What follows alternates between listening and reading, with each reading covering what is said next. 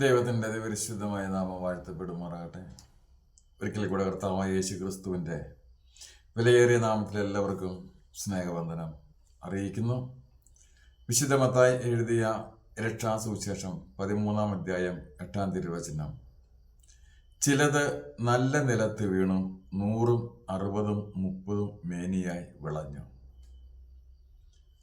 ഒരു വിധക്കാരൻ്റെ ഉപമയിലൂടെ കർത്താവ് പറഞ്ഞിരിക്കുന്ന ഒരു ഭാഗമാണിത്. പ്രിയപ്പെട്ടവർ, നാം ഇന്ന് അധികം ആളുകളും ദൈവവചനം കേൾക്കുകയും ധ്യാനിക്കുകയും ചെയ്യുന്നവരാണ്. ഈ വചനം നമ്മുടെ ഹൃദയത്തിൽ വീണിട്ട് നല്ലതായ രീതിയിൽ ഫലം പുറപ്പെടുവിച്ചിട്ടുണ്ടോ? ഫലം ഉണ്ടായിട്ടുണ്ടോ? ഇല്ലെങ്കിൽ എന്തുകൊണ്ട്?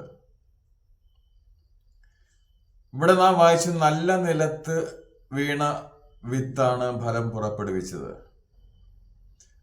മണ്ണ് മാത്രം ഉണ്ടായത് കൊണ്ട് കാര്യമില്ല. വിത്ത് വീഴുന്ന ദേശത്തെ അല്ലെങ്കിൽ വിത്ത് വീഴുന്ന സ്ഥലത്തെ മണ്ണ് ഒരുക്കപ്പെട്ടിട്ടുള്ള മണ്ണ് ആണ് എങ്കിൽ കൂടുതൽ ഫലം കിട്ടും. നാം കണ്ടിട്ടുണ്ടാകും, ചില കൃഷിയിടങ്ങൾ ഉണങ്ങി വരണ്ട് വിണ്ട് കീറി കിടക്കുന്നത്.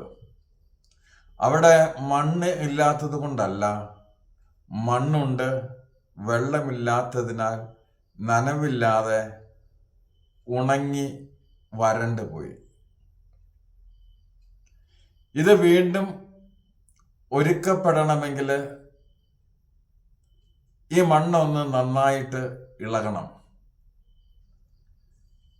കർത്താവ് പറഞ്ഞു, ദാഹിക്കുന്ന ഏവനും എൻ്റെ അടുക്കൽ വരുവിൻ.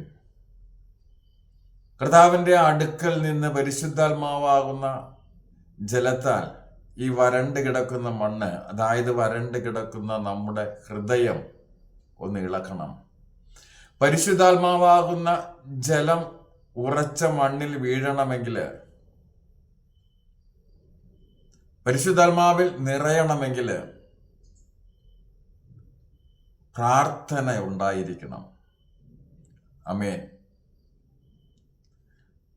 വചനമെന്ന വിത്ത് വിതയ്ക്കപ്പെട്ടതുകൊണ്ട് മാത്രം ഫലം കണ്ടെത്തണമെന്നില്ല, ഫലം പുറപ്പെടുവിക്കണമെന്നില്ല. പ്രാർത്ഥനയിലൂടെ പരിശുദ്ധാത്മാവാകുന്ന ജലത്താൽ ഉണങ്ങി വരണ്ട് കിടക്കുന്ന ഹൃദയത്തെ ഒന്ന് ഇളക്കണം. ഹല്ലേലൂയ. ചിലപ്പോ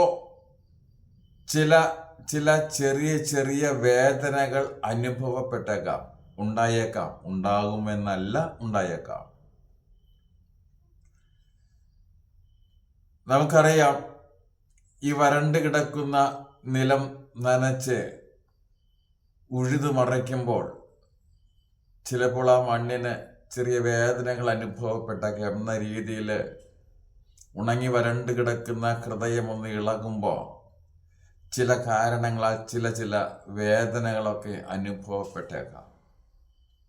എന്നിരുന്നാലും ഇളക്കി മറിച്ച് ഒരുക്കപ്പെട്ട മണ്ണിൽ വിത്ത് വീണാൽ 100, 60, 30 മേനിയായി ഫലം പുറപ്പെടുവിക്കും. ആമേൻ.